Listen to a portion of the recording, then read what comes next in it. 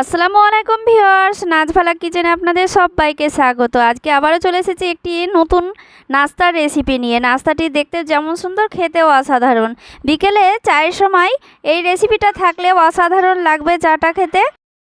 এই নাস্তার রেসিপিটা একেবারে সহজ, বাড়িতে থাকা উপকরণ দিয়ে। তো নাস্তাটা স্কিপ না করে প্রথম থেকে শেষ পর্যন্ত দেখার অনুরোধ রইল। চলুন রেসিপিতে। তো বন্ধুরা, এখানে চলে এসেছি রেসিপিতে। তো দেখুন, এখানে আমি নিয়ে নিয়েছি বাটিতে ময়দা, নিয়ে নিয়েছি 1 কাপের থেকে কম। তো বন্ধুরা দেখতেই পাচ্ছেন। তারপরে দিয়ে দিচ্ছি সুজি 2 চামচ মতো। এখানে 4 চামচ মতো ময়দা নিয়েছি, 2 চামচ সুজি নিয়েছি। এরপরে দিয়ে দিচ্ছি স্বাদ মতো লবণ, দিয়ে দিচ্ছি অল্প করে চিনি, তারপরে দিয়ে দিচ্ছি 2 চামচ সাদা তেল, আর দিয়ে দিচ্ছি হিং। এই সব উপকরণ একসঙ্গে ভালো করে মেখে নিচ্ছি। খুব সুন্দর করে মথে নিতে হবে আগে। তো দেখুন, একেবারে মুচড়ে মুচড়ে ময়দাটাকে খুব সুন্দরভাবে তেলের সঙ্গে মেখে নিতে হবে। তো দেখুন বন্ধুরা, এইভাবে মেখে নিলে একেবারে ক্রিস্পি হবে নাস্তাটা, খেতে একেবারে মুড়মুড়ে। তো দেখুন, মেখে নিয়েছি। এরপরে অল্প অল্প করে জল দিয়ে একটি ডো তৈরি করে নেব। ডোটা খুব শক্তও হবে না, আবার খুব নরমও হবে না, একেবারে মিডিয়াম। তো দেখতেই পাচ্ছেন বন্ধুরা, কিভাবে আমি মেখে নিচ্ছি ময়দাটাকে।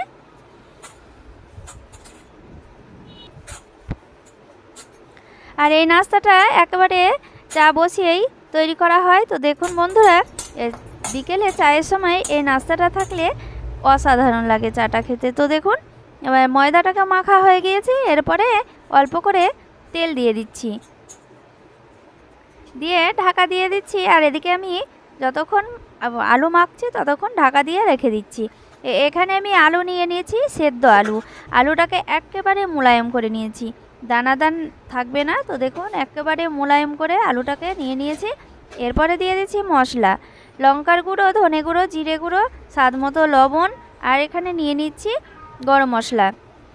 আর আপনারা এখানে দিতে পারেন ম্যাগি মশলা।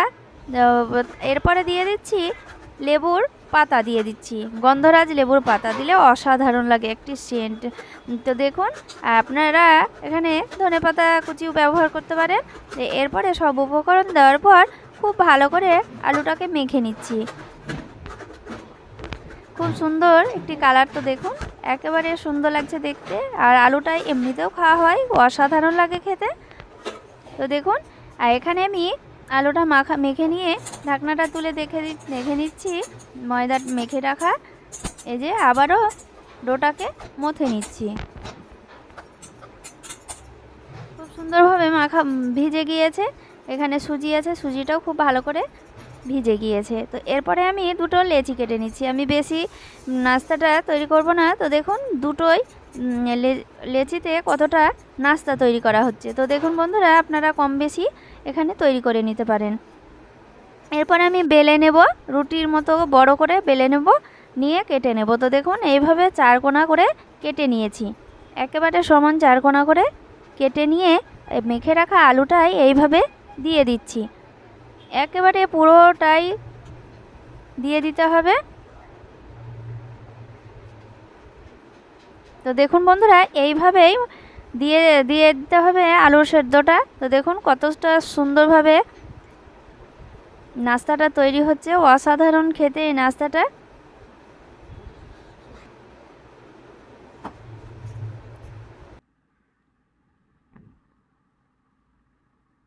এই যে দেখতেই পাচ্ছেন বন্ধুরা, খুব সুন্দরভাবে দেওয়া হয়ে গেল আলুটা, খুব ভালোভাবে। তো দেখুন, এরপরে আমি আরেকটি রুটি ওপরে দিয়ে দিচ্ছি। এইভাবে সমান করে রুটিটাকে একেবারে সমান করে দিয়ে দিতে হবে। তো দেখুন, এইভাবে আমি কিভাবে দিয়ে দিচ্ছি। তো বেলে রাখলে একটু হালকা ছোট হয়ে যায়, তো সমান করে দিলে ঠিক সমান হয়ে যাবে। তো দেখুন, এইভাবে আমি একেবারে সমান করে নিয়ে নিচ্ছি।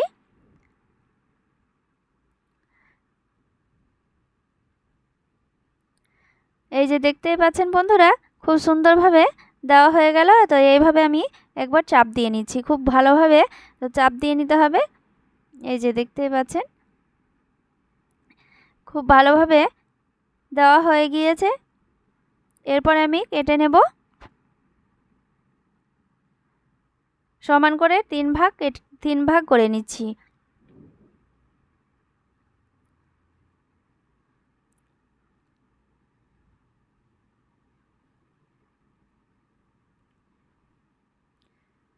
এই নাস্তাটা চার কোণায় কেটে নিতে হবে। তো দেখুন বন্ধুরা আমি কিভাবে নাস্তাটাকে তৈরি করছি সেইভাবে আপনারা তৈরি করবেন।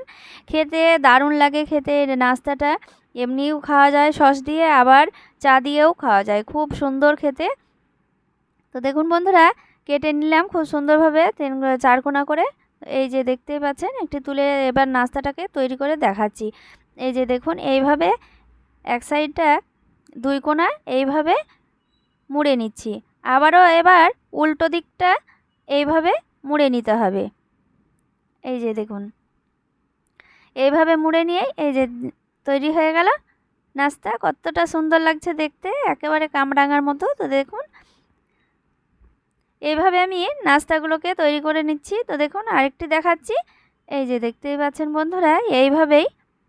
আর যদি এইভাবে না লাগাতে পারেন তো তারপরে ওই অল্প করে জল দিয়ে এইভাবে মুখটাকে মুড়ে নেবেন, মুখটা খুলেও যাবে না, খুব সুন্দরভাবে লেগে থাকবে।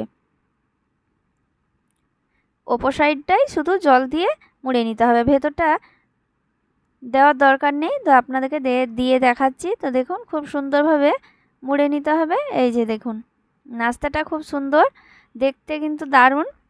এই যে দেখতেই পাচ্ছেন এইভাবে আমি বাকিগুলো তৈরি করে নেব। এই যে দেখতেই পাচ্ছেন বন্ধুরা একটা রুটি থেকে কতগুলো নাস্তা তৈরি হয়ে গেল, অসাধারণ দেখতে। এরপরে আমি ভেজে নেব, সবগুলোই তৈরি করে নিয়েছি, ভেজে নেব এবার। তো বন্ধুরা এখানে কড়াই চাপিয়ে দিয়েছি, তেলটা গরম করে নিয়েছি। এই যে দেখতেই পাচ্ছেন, এরপরে আমি নাস্তাগুলো একে একে তেলে ছেড়ে দেব। আর আঁচটা মিডিয়াম আঁচেই নাস্তাগুলোকে ভেজে নিতে হবে।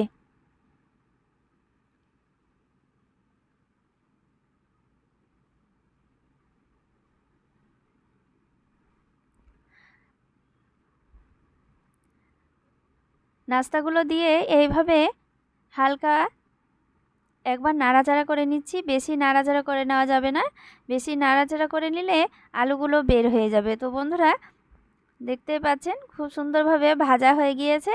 এরপরে আমি তুলে নিচ্ছি, পুরোপুরি কালার চলে এসেছে।